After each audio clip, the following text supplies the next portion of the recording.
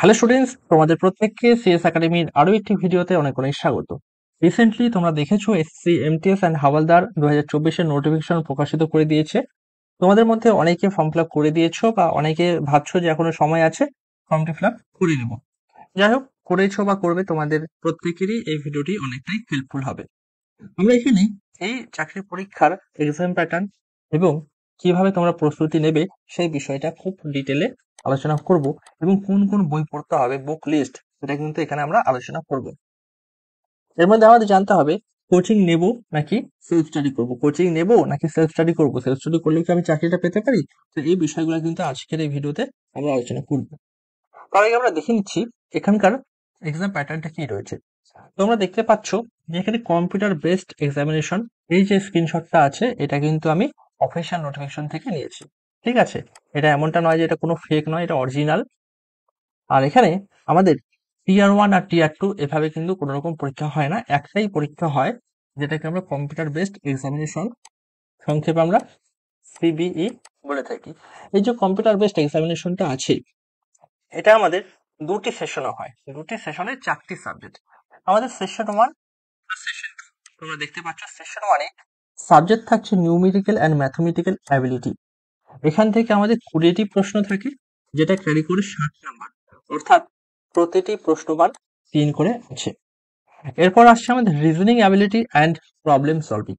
এখান থেকে আমাদের 20টি প্রশ্ন থাকছে, যেটা ক্যারি করছে আমার 60 নাম্বার। তার মানে এখানেও প্রতিটি প্রশ্নমান আমাদের 3 করে আছে। এখানে টাইম ডিউরেশন তোমাদের দেওয়া রয়েছে, তোমরা দেখতেই পাচ্ছ 45 মিনিট কিন্তু সেশন 1 এর জন্য তোমরা সময় পাচ্ছ। খুবই গুরুত্বপূর্ণ একটি কথা তোমাদের বলে রাখছি, যারা ক্যাটাগরি ক্যান্ডিডেট রয়েছে তাদের ক্ষেত্রে সেশন 1টা 30% কোয়ালিফাইং। যারা ওবিসি রয়েছে, ওবিসি, তাদের ক্ষেত্রে এটা 25%। আর যারা এসসি অ্যান্ড এসটি রয়েছে তাদের ক্ষেত্রে 20% কোয়ালিফাই। তার মানে দেখো 60 120, 120তে পরীক্ষাটা হচ্ছে। এই 120-র মধ্যে তোমাকে এই সেশন 1টা কোয়ালিফাই করতে গেলে 30% স্কোর করতে হবে। 0 0 কেটে যাচ্ছে, 0 0 কেটে যাচ্ছে। অর্থাৎ তুমি ইউআর ক্যাটাগরি বা জেনারেল ক্যাটাগরির যদি ছাত্র হয়ে থাকো, তোমাকে 36 নাম্বার, 36 নাম্বারের বেশি তুলতে হবে এই সেশন 1টা কোয়ালিফাই করার জন্য। এবার চলে যাবো আমরা সেশন 2-তে। সেশন 2-তে সাবজেক্ট রয়েছে জেনারেল অ্যাওয়ারনেস, যেখানে আমাদের 25টি প্রশ্ন থাকছে। আর 25টি প্রশ্নের জন্য আমাদের 75 নাম্বার থাকছে। তার মানে এখানেও প্রতিটি প্রশ্নমান 3 করে আছে। এখানে আমরা দেখতে পাচ্ছি 25টি প্রশ্ন, 75 নাম্বার। তার মানে এখানেও আমাদের প্রতিটি প্রশ্নমান 3 করে কিন্তু আছে। ঠিক আছে, এবার আমরা দেখতে পাচ্ছি 75 আর 75-এ 150। এই 150 নাম্বারের মধ্যে তোমাদের কিন্তু 30% পেলে হবে না বা 40% পেলে হবে না। এখানে তোমাকে টার্গেট করতে হবে, তুমি যদি 150 পেতে পারো খুব ভালো কথা, নইলে 145 পেয়ে যাও। তো এভাবে কিন্তু তোমাকে ম্যাক্সিমাম স্কোর যতটা পসিবল হয় ততটা স্কোর এখানে করতে হবে, কারণ এই সেশন 1-এ 30% পেতে হবে। আর সেশন 2-তে বা সেশন, এই যে সেকেন্ড সেশনটা রয়েছে, এখানে তোমাকে ম্যাক্সিমাম স্কোর করতে হবে, কারণ এই সেশন 2 এর উপর ভিত্তি করে তোমার কাট অফ কিন্তু তৈরি হবে। এখানেও তোমার সময়সীমা রয়েছে 45 মিনিট। তোমাদের বলে রাখছি সেশন 1 আর সেশন 2 এর মাঝখানে কিন্তু কোনো সময় ডিউরেশন নেই। সেশন 1টা প্রথম 45 মিনিটে হবে, তার সঙ্গে সঙ্গে সেশন 2 শুরু হয়ে যাবে। এক বসাতেই তুমি কিন্তু এই দুটি সেশন করে উঠবে। টোটাল তোমাদের এই কম্পিউটার বেস এক্সামিনেশনটি সময়সীমা রয়েছে 90 মিনিট, অর্থাৎ 1.5 আওয়ার। ঠিক আছে, এবার চলে যাচ্ছে আমরা পরবর্তী পার্টে। দেখো, আমাদের বুক লিস্ট, কোন কোন বই পড়বো, এটা খুবই গুরুত্বপূর্ণ। তো সেই জন্য আমি বাংলা ভার্সন এবং ইংলিশ ভার্সন, যেহেতু আমরা জানি যে এই পরীক্ষাটি বর্তমান বাংলাতেও হচ্ছে আর ইংরেজিতেও হচ্ছে, সেই জন্য ইংলিশ ভার্সনের book list as well as Bengali ভার্সনের বুক লিস্ট, এই দুটি নিয়ে আমরা আলোচনা করব। দেখো, ম্যাথের জন্য তুমি যদি ইংলিশ ভার্সনের বই পড়তে চাও, রাজেশ বার্মার একটি বই রয়েছে আরিয়ান পাবলিকেশন, এই বইটি যথেষ্ট। একটা বই পড়বে, দুটা বই করতে যাবে না, একটা বই যতটা ভালো করে পড়বে তত তাড়াতাড়ি তুমি অঙ্ক বুঝতে পারবে। আরেকটা বই রয়েছে রিজনিং এর জন্য, টেস্ট অফ রিজনিং, আরিহান পাবলিকেশনের, এই বইটাও কিন্তু খুব ভালো বই রিজনিং এর জন্য। এবার আমাদের ম্যাথ আর রিজনিং অর্থাৎ সেশন 1-এর ইংলিশ ভার্সনের বই হয়ে গেল। এবার সেশন 1-এর বাংলা ভার্সনের বই আমরা চলে যাচ্ছি। ম্যাথের জন্য তুমি সুবীর দাস বা চঞ্চল ঘোষ যে কোনো বই তুলতে পারো, তবে চঞ্চল ঘোষের থেকে ফার বেটার সুবীর দাস, কারণ সুবীর দাসের কোশ্চেনের কোয়ান্টিটিটা একটু বেশি থাকে আর কোয়ালিটি মোটামুটি ঠিকই আছে। এবার যদি তুমি চঞ্চল ঘোষ বইটি পড়েছো, তাহলে কোনো অসুবিধা নেই, কারণ চঞ্চল ঘোষের বই যে সমস্ত চ্যাপ্টার রয়েছে সেই চ্যাপ্টারগুলি আমাদের এসএসসি এমটিএস এর সিলেবাসেও আছে। খুব ভালো করে যদি তুমি এটা করেছো তাহলে এটাকে বর্তমান স্থগিত রাখো, এই টাইপগুলোকে স্থগিত রাখো। এরকমই প্রশ্ন তুমি অন্য কোনো বইয়ে যদি পাও, Subid Das as well as আরো কোনো বই যদি থাকে, তো সেখান থেকে তুমি প্র্যাকটিস করো। দেখবে সুবিদ দাসেরও 60 থেকে 70% তোমার কিন্তু কাভার হয়ে গেছে, কারণ ইতিমধ্যে তুমি একটা বই করেছো। তো সুবিদ দাস বা চঞ্চল ঘোষ যেটাই থাকুক না কেন, সেটা খুব ভালো করে করলে তুমি অন্য কোনো রাইটারের বই থেকে প্র্যাকটিসও করতে পারো, বা এসএসসি প্রিভিয়াস ইয়ারের এমটিএস এর প্রশ্নপত্র দেখেও তুমি কিন্তু প্র্যাকটিস করতে পারো। এবার চলে যাচ্ছে আমরা রিজনিং এর ক্ষেত্রে। রিজনিং এর ক্ষেত্রেও সেম, সুবিদ দাস বা চঞ্চল ঘোষ যে বইটা তোমার কাছে আছে সেটা পড়তে পারো, যদি না থাকে তাহলে তুমি সুবিদ দাসের বইটা কিনতে পারো। তারপর খুব ভালো করে পড়ো, পড়ার পরে তুমি প্র্যাকটিস সেট কিন্তু অবশ্যই তোমাকে করতে হবে, প্রিভিয়াস ইয়ারের প্রশ্ন তোমাকে অবশ্যই সলভ করতে হবে, কারণ তোমাকে আলটিমেটলি কোশ্চেনের স্ট্যান্ডার্ডটা বুঝতে হবে। এবার আমরা সেশন 2 তে চলে যাচ্ছি। ইংলিশ ভার্সনের বই কি কি পড়বো, জিকে বা জিএস এ। এখানে আমাদের ডাব্লিউবিসিএস ম্যানুয়াল নামে একটা বই রয়েছে, খুব বিখ্যাত বই। এই বইটা তোমাদের প্রত্যেকের জন্য আমি বলবো যে খুব ভালো করে তোমরা এই বইটাকে ফলো করো। তাহলে খুব ভালো করে যদি এই বইটা তুমি পড়ো, তবে অবশ্যই তুমি ম্যাক্সিমাম থেকে ম্যাক্সিমাম স্কোর এখানে করতে পারবে। এছাড়া যদি কারো কাছে ক্র্যাক ডাব্লিউবিসিএস এর বইটা থাকে, এটাও খুব ভালো বই, বা লুসেন্টের জিকে থাকে, এটাও কিন্তু খুব ভালো বই। এই কয়েকটি তোমাদের অপশন আমি দিয়েছি।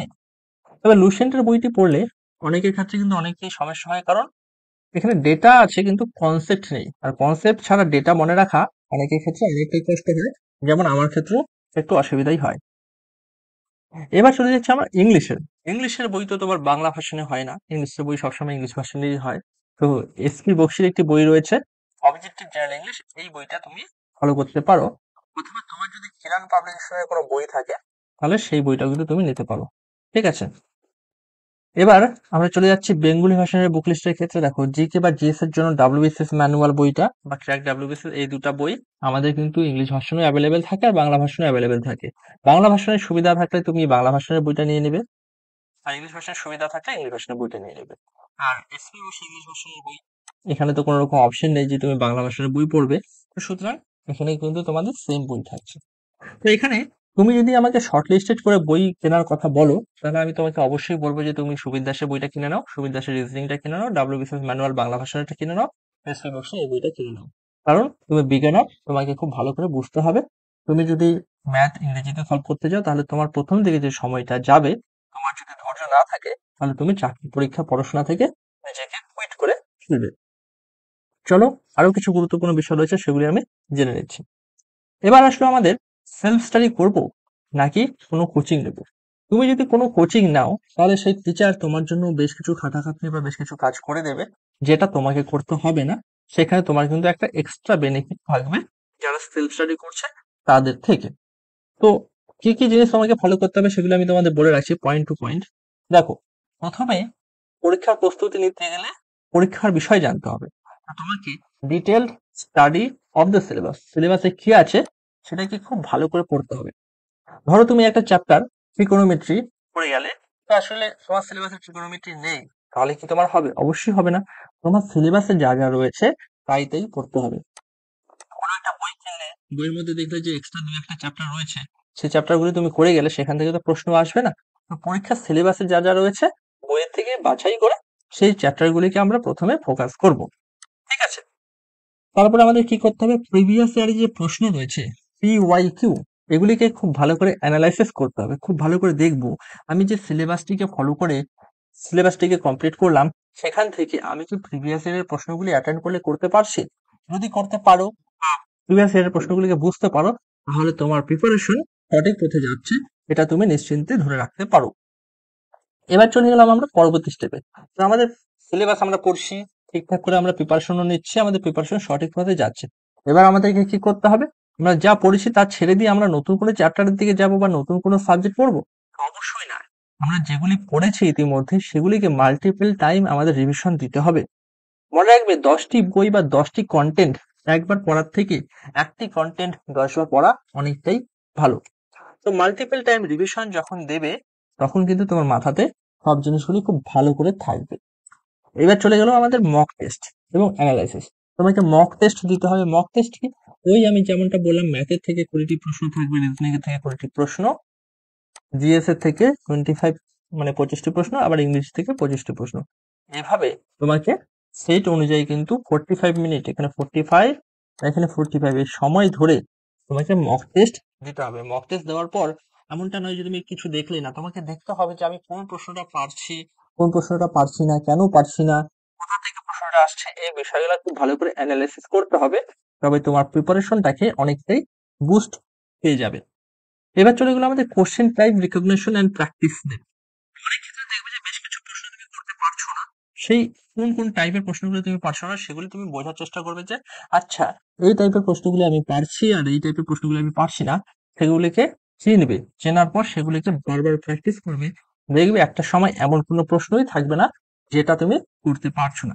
তো এই স্টেপগুলো যদি খুব ভালো করে তুমি ফলো করো, তাহলে কোনো রকম কোচিং ছাড়াই তুমি কিন্তু যে কোনো সরকারি চাকরির পরীক্ষার প্রস্তুতি নিয়ে চাকরি পেতে নিজেকে সক্ষম করতে পারো। আর যদি এই সমস্ত স্টেপ তোমাকে ফলো করতে অনেকটাই অসুবিধা মনে হয়, তাহলে তোমার যার কাছে মনে হয় যে কোনো টিচারের কাছে তুমি কিন্তু কোচিং এ জয়েন করতে পারো। আজকের এই ভিডিওতে তোমাদের এতটুকুই বলার ছিল। আশা করি আজকের এই ভিডিওটি তোমাদের কাছে ভালো লেগেছে। যদি ভালো লেগে থাকে অবশ্যই আমাদের channel WBCS academy Subhajit sir এই চ্যানেলটিকে সাবস্ক্রাইব করে দিও, কারণ তোমরা সাবস্ক্রাইব করলে আমরা অনেকটাই মোটিভেটেড হব এবং এরকম কন্টেন্ট তোমাদের জন্য আরো নিয়ে আসবো। আপনারা thanks for watching, have a good day.